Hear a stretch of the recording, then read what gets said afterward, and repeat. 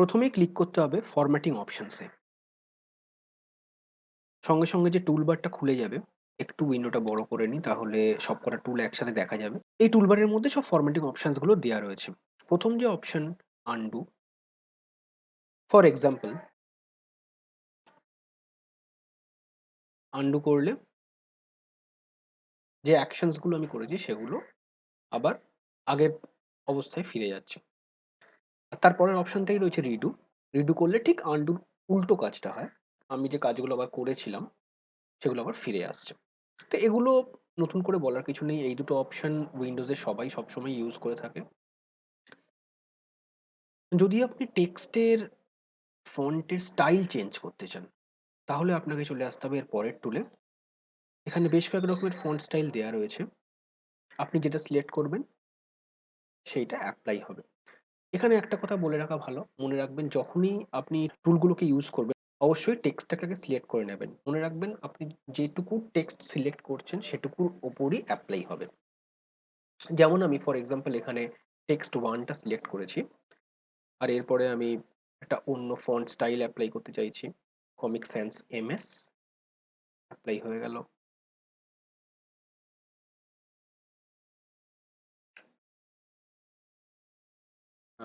White. দেখুন এইটুকু টেক্সটই কিন্তু চেঞ্জ হলো, বাকি টেক্সটগুলো কিন্তু কোনো চেঞ্জ হয়নি। যেটুকু পোর্শন আপনি সিলেক্ট করবেন সেটুকুই চেঞ্জ হবে।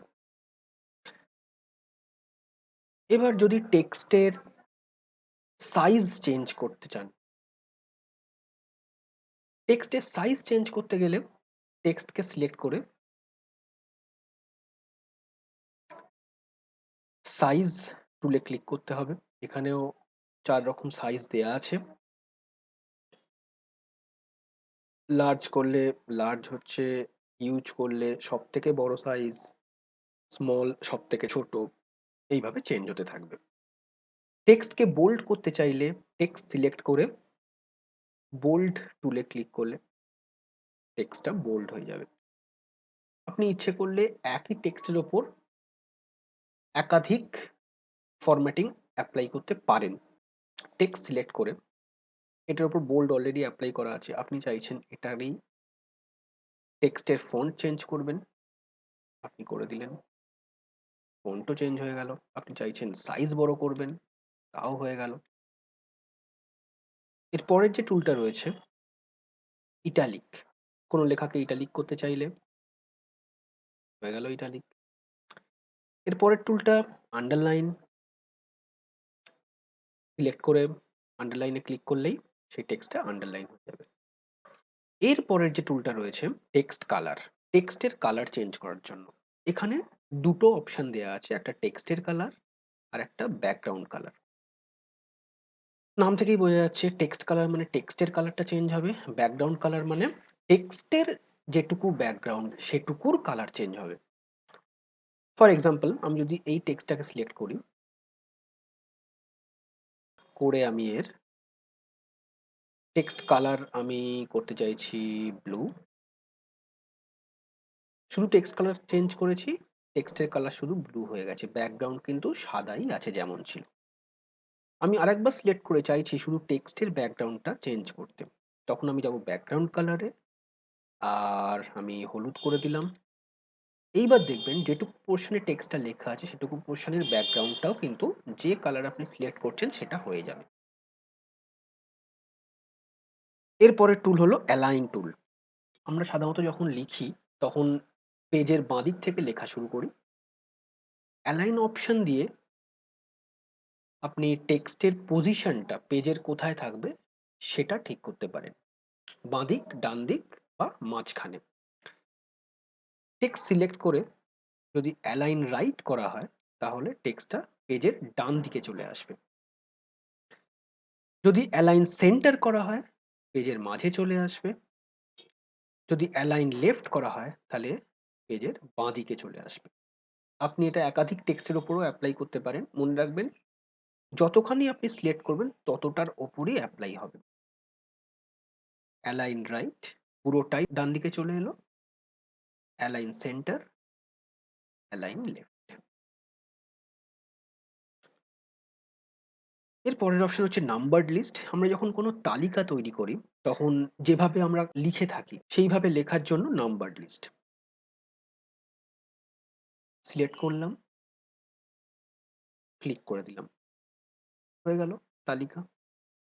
আপনি যদি চান নাম্বারের জায়গায় আপনি বুলেট দেবেন, কোনো অসুবিধা নেই। তার ঠিক পরের অপশন বুলেটেড লিস্টে ক্লিক করে দিন, বুলেট হয়ে যাবে।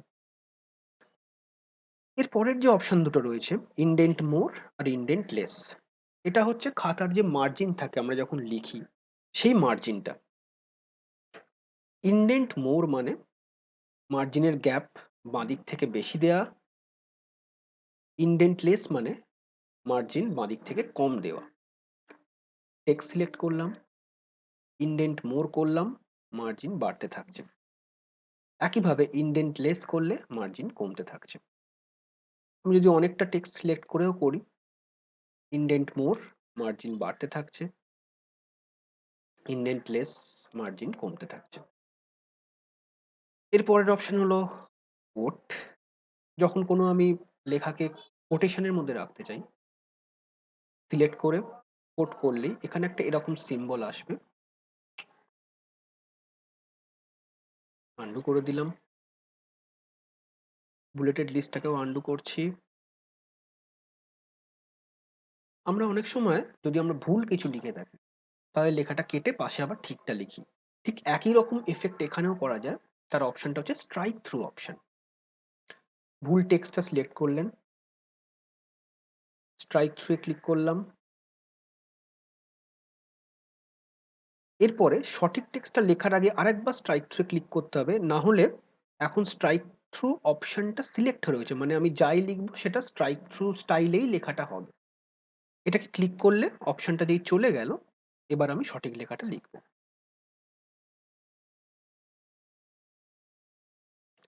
এর পরের যে অপশন রয়েছে রিমুভ ফরম্যাটিং। ফরম্যাটিং রিমুভ করার জন্য এই অপশনটা ইউজ করা হয়। পুরো টেক্সট সিলেক্ট করার জন্য কন্ট্রোল এ। আমি যদি রিমুভ ফরম্যাটিং অপশনে ক্লিক করি, তাহলে যত রকম ফরম্যাটিং আমি করেছিলাম সবকিছুই চলে যাচ্ছে। এখনকার মতো এটুকুই, আবার দেখা হবে পরের ভিডিওতে।